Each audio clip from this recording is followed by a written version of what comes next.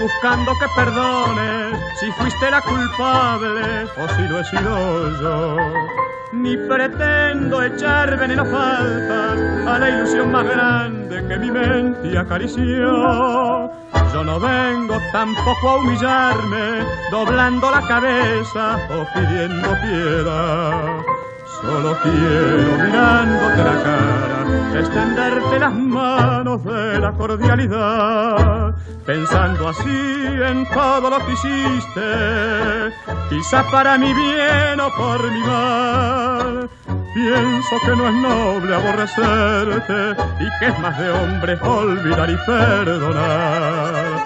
Te quise como a nadie en este mundo, te amaba con la más real pasión, y tú clavaste un dardo en lo profundo del pobre y desdichado corazón.